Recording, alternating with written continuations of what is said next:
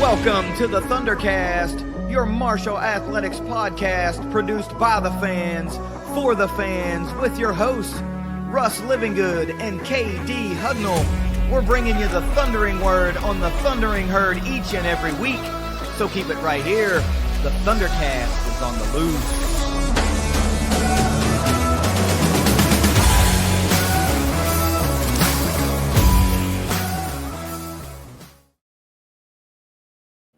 Welcome to a wildly different episode of the ThunderCast. As you probably already saw, my co-host, the incomparable KD Hugnall, already has a solo preview by himself because we had scheduling conflicts and massive technical difficulties trying to record together. So he did his episode. Now I'm doing mine, and we both hope that even though we're not together, that we can bring you a little bit of what you might expect and a little bit of prep work for this very big Sun Belt Conference championship matchup between Marshall and Louisiana tomorrow. I'm recording this Friday evening. Hope to have it up either late tonight, early in the morning, but plenty of time for you to watch and see my thoughts on what we may see during this game.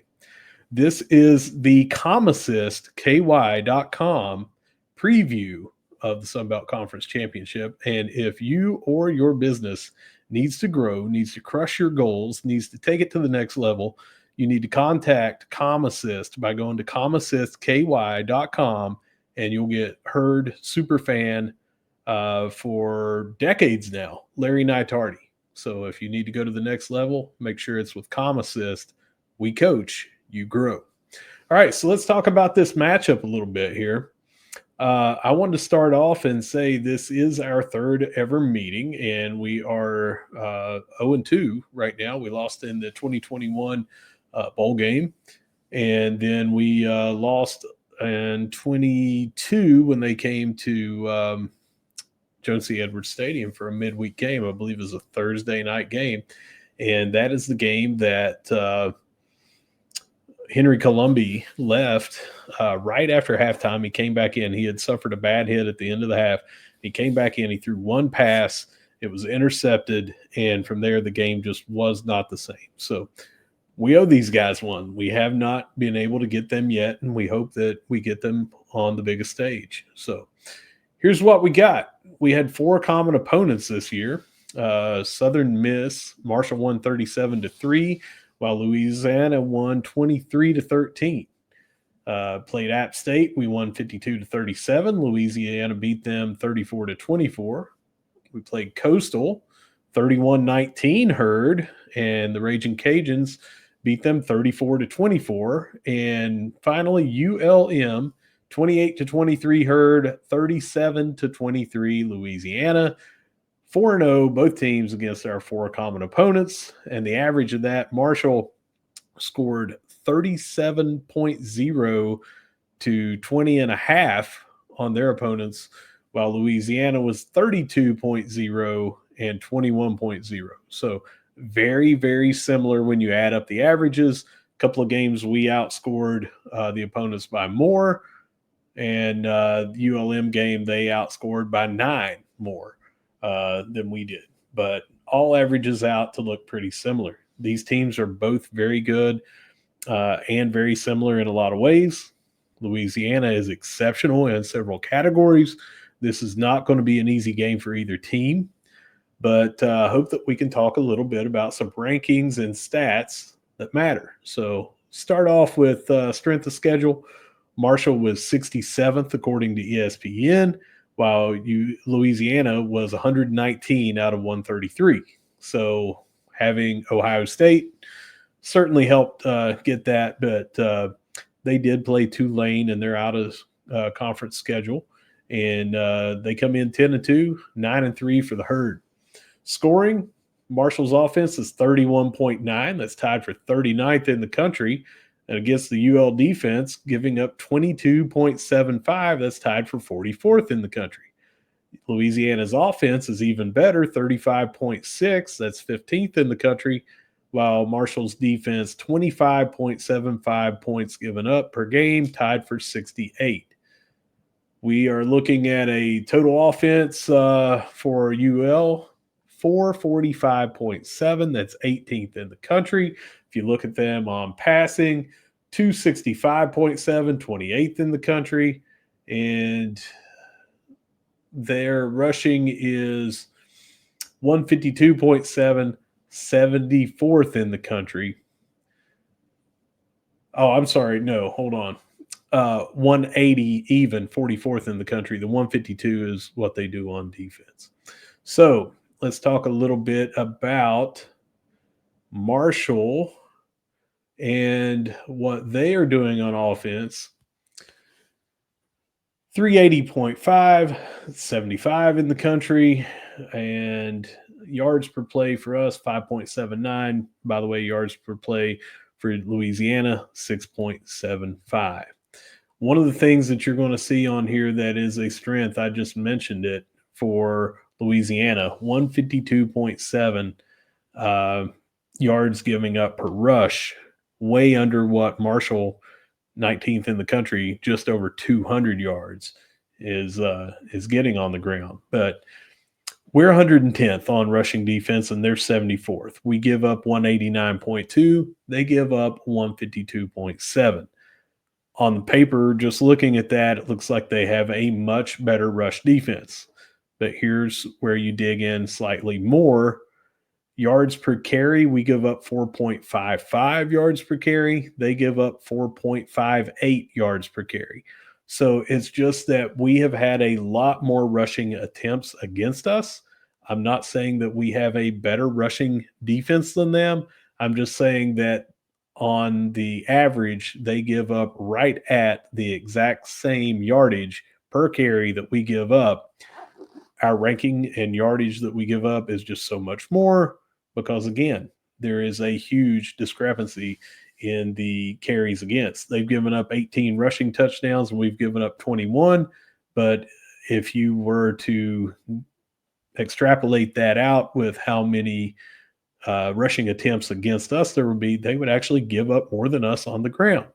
So that's just something to look at. Rankings don't always tell the whole story. You have to look and see how many times this and that. And UL does not have as good of a rushing defense as the 74 versus our 110 ranking may lead you to believe. Or maybe we just aren't as bad as the ranking would show at 110. We've just had an inordinate number of rushes. If you dig in, you'll kind of see the average of how many rushes are in a game. I think that we've had a little bit more than the average rushed against us. Something that really stands out to me on this, if you look at the red zone, polar opposites for UL on offense, they are ranked second in the nation. 94.7% of the time they get in the red zone, they come away with the score. 54 out of 57 trips to the red zone. They have 22 rushing touchdowns, 14 passing touchdowns, and a whopping 18 field goals. They have an amazing kicker, and we're going to get into that in just a few minutes. Every time they get inside the 20 and in, it's good for 4.74 points. They've been there 57 times, and they've scored that many times. It's 4 3/4 points every time they get there. That is the most that I have seen since I've been tracking this year. For instance, Marshall's offense, we're 99th in the country, 80.4% of the time we're scoring, 37 out of 46. We're getting 4.11 points. So obviously, just going by averages, we need to keep them out of the red zone. But even when they are not near the red zone, they have a kicker up for kicker of the year. It's going to be a tough row going up against this offense. I said they were polar opposites. They're number 2 on offense in the red zone. And what I meant by that, they're dead last at 133 out of 133, giving up 100% scores when someone gets into the red zone against them. 37 times they've had someone get inside the 20. They've given up scores 37 times. 16 rushes, 10 passes, and 11 field goals. And ironically, 4.11, the same that Marshall is scoring when they get to the red zone. That's the exact same points that UL is giving up on average when someone gets to the red zone. All right, so we've got a whole bunch of stats. I could have gone over 800 more. One thing that I do want to say, they are very, very good in turnover margin. They have only fumbled twice on the year, only thrown 6 interceptions, 8 total turnovers on the year. And they are tied for 9th in turnover margin at plus 12 because they have 15 interceptions and 5 fumble recoveries. So this will play in this game. Marshall is plus 9. They are tied for 17th in the country, but they've given up 6 fumbles, 4 interceptions, so they've turned it over 2 additional times. And only, 7 fumble recoveries, 12 interceptions, 19 times that they've taken it away. So will that come into play? Usually when you see a lot of turnover discrepancy, it's hard to overcome that. So that is something that they do very well. That's something that we're going to have to do better in this game, is take care of the ball. We've done a very good job of it all year long, but again, they are one of the best in the country at forcing turnovers. All right, I want to talk a little bit about some keys to victory here. KD did a rundown of different things. He asked the questions that he usually asks me. One thing on there, he had kept mentioning Woolridge, and we know that Woolridge is out. He meant Chandler Fields, the backup, who has come in and done an exceptional job. Chandler Fields is completing passes around 75% in the 2 starts and the game that he came in to replace Woolridge. They have a very good passing offense. They have a very good rushing offense. They have a high-powered offense. Again, 35.6 points per game. It is going to be tough for us. So here's my keys to victory and some of the things that I think that we may need to do to beat Louisiana. Number 1, I think that we need to focus on the task at hand. I think our players can easily do this, but they have to focus on this game alone. And there is a lot of rumors. There is a lot of more than rumors. There's a lot of distractions that we can say surrounding the coaching staff at Marshall and what we might expect in the next coming days. However, not being a college athlete, I am going to speak from talking to other college athletes and hearing them talk about this sort of thing. And it's one of those things that it's not going to be that big of a distraction.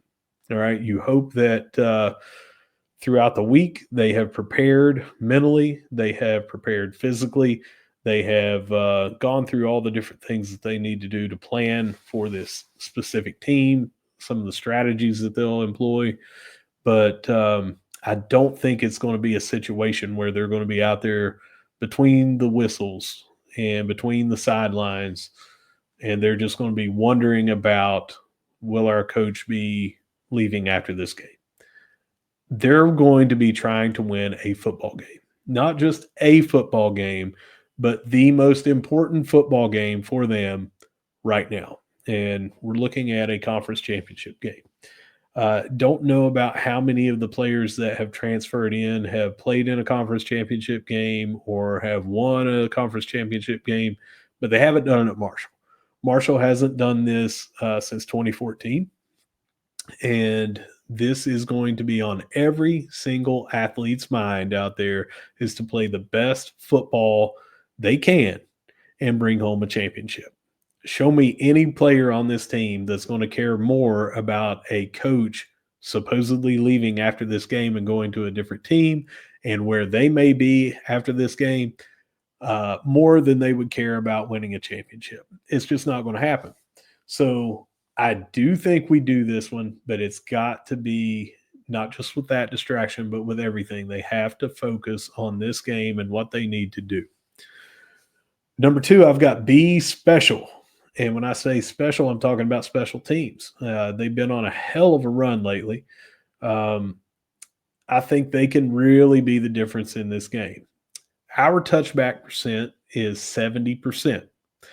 Theirs is 34%, and they will be kicking to the number one kick returner in the country. That's Ian Foster, right around 34 yards. He's bringing it back up around midfield at least once or twice a game. That is getting us very close to field goal range already. It's getting us close to Hail Mary range. All the different things of if we need to have a score either before the end of the half or before the end of the game, he has that capability of putting us in a much better situation where we don't have to go the length of the entire field. He is also a couple of shoestrings away from a couple of touchdowns. So I think that is going to play big. What else have we seen here recently? We saw a very good special teams effort with the 2-point conversion to win the game at James Madison. We saw a block kick return for a field goal. We saw, what have we seen? We've seen Alec Clark punting out of his mind. We've seen Reese Veerhoff get into a zone. His backup, Nathan Totten, like I said, kicked 70% of the time out of the end zone for touchbacks, but even he came in and did a very good job with kicking when he had to at Southern Miss. Came in and kind of settled in and picked up 3 field goals. So I think our special teams can make a very, very big impact on this game. Now, again, they do very well with their kicker, but it seems like as an entire unit, special teams is just what we do, and they are relying more on their close to All-American kicker. You know, he has 2 misses this year. He has a long of 53. His other misses from 53 and from 60, and it wasn't like he came close at missing those either. So, I mean, he came very close to making, if I could say that a little bit better and not confuse you. Number 3, we have to disrupt Chandler Fields. You cannot allow him to sit there and complete 75% of his passes and pick you apart. Now, I have heard him describe, people that have watched more of his games these last 3 weeks, I've heard him described as a game manager. Not a damn thing wrong with that. You don't have to come in and be a Peyton Manning type quarterback when you have an offense scoring near 36 points a game. You need to come in, not make mistakes. You need to come in and capitalize on your strengths, and that's exactly what he's done. He did have a game, his first start, I think it was, he put up over 380 yards. So it's not like that all he can do is sit back there and hand off and throw dink passes and things like that. He's a very, very capable quarterback. He's a redshirt senior, stepped in, and, you know, Ben Woolridge has been amazing for them this year, won an award very recently this week, and he has stepped in and in some cases made them even better, I would argue. Ben Woolridge, very, very good. Chandler Fields, very dangerous in his own right. So how do we do that? How do we put pressure on him and not let him pick us apart 75% completions and just go down the field and score, or down the field and let them get an automatic field goal from their kicker? Well, I think that you get that pressure from Mike Green and the Wild Bunch on the defensive line. I think that, we've gotten after just about everybody. Mike Green got past future NFL player at Ohio State, made him look silly with a spin move. I think that we're going to have to do that. Not necessarily showing up on the register for sacks, not necessarily QB hurries, but you can force a guy out of the pocket. You can force him to go to his second, third, or even fourth reads by putting pressure on him and him not being able to throw where he was originally planning to throw. We also need to get pressure from great blanket coverage from Josh Moten, J.J. Roberts, Jacoby Henderson, Ian Foster, A.G. McGee, Amir Foster, and anybody else that might be back there. We need to force him to scramble, need to force him out of the pocket, make him throw on the run, Make him throw passes that are less accurate than his 75% completion rate right now. And hopefully, when you look at more incompletions, that's a better chance of us getting the ball back and them not getting first downs and improving the field position. I think that's going to be huge in this game and something to watch. How can we disrupt Chandler Fields? And finally, number 4, I think that we need to get creative with a wide open playbook. This is for all of the marbles, and we need to play like it is. You got nothing to lose. You can't come out, play conservative, start flat, or anything like that. I'm not suggesting we come out with trick plays on every drive and play a circus mentality.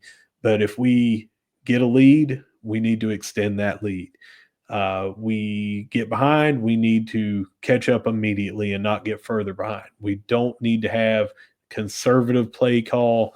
We need to open up the entire playbook, utilize these weapons, throw in some wrinkles that they haven't seen yet. We did that in the last game of the year against James Madison. We had plays that no one had seen. They were not on film, and they won that game. So we need to do more of the same here. All right, MVPs. I'm going to pick on offense. I'm going to go with Braylon Braxton.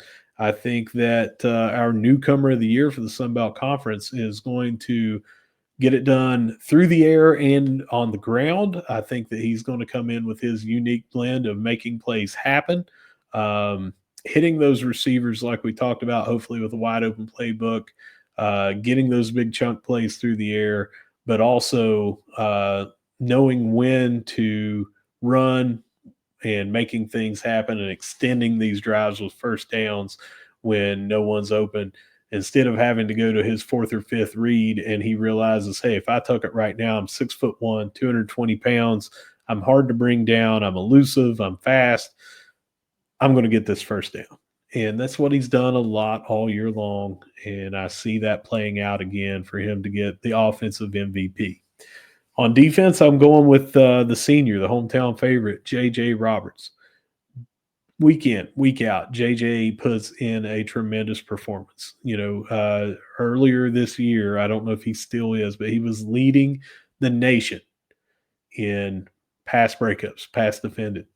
And this is from our strong safety. He has a crazy amount of tackles. He's in, and when he needs to come up, he's getting them at the line of scrimmage, sometimes tackles for loss. He seems to fly in, like everyone says, like a missile. He comes in on a mission, and he just gets that open field tackle when you would think that they're primed to get a first down. He just comes in and dives and tackles and gets them 6-7 yards before they get it in open field. It's crazy his speed when he's closing in. His closing speed is tremendous.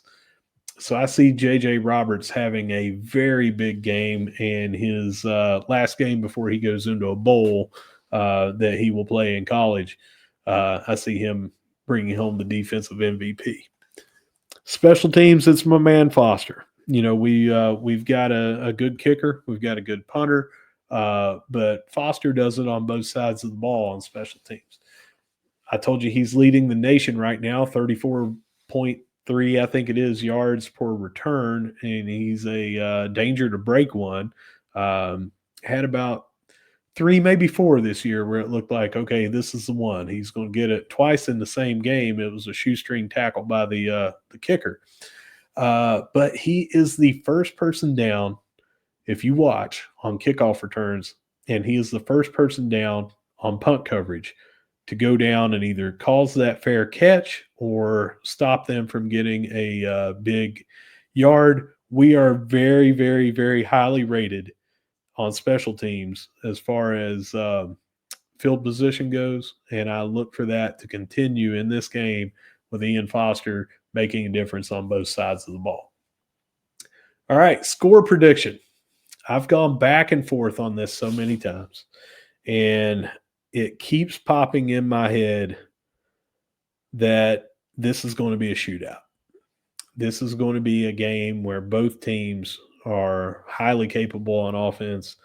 Both teams are capable on defense, but these offenses seem to, in the Sun Belt, continue to overcome these good defenses. And I see this one being a shootout. I see it being close. It is dangerous when you're going up against a kicker such as theirs, who seems to be automatic from 53 yards. I've got Marshall eking this one out 34-31 in the same exact score that I predicted for James Madison. I just see this being one of those games where the last few minutes of the fourth quarter, anybody could win. This is one of the, I don't know that we'll kick a field goal to win the game with no time on the clock or anything like that, but I see us being up by less than a touchdown, and the game is on the line in the final seconds. It's going to be a great, great game. That's it for me. We normally get into more back and forth. Obviously, KD did his on his own. I haven't even watched all of that episode. I think that whatever he picked, I have a feeling he's going to be very similar to me, just in what we were talking about with closeness of the score. And let's get it done. Let's bring home a championship trophy. Every single player on this team is going to be playing with this team for the last time. People are going to graduate. People are going to transfer. This is the last time that they have an opportunity to bring home a championship, and they're going to be playing like it. And I really, really think they get it done. But other than that, I'm going to sign us off, and we're going to be back with a recap here in a few days. Hopefully, KD and I can get together on our schedules and do that for you in a timely fashion. But no matter where you see us, if it's at the Joan, it's at the Jack, or if it's down in Lafayette, neither one of us will be there. But if you see anybody down there, I guarantee you they'll be saying, "Go Herd." It's the ThunderCast. We'll see you later.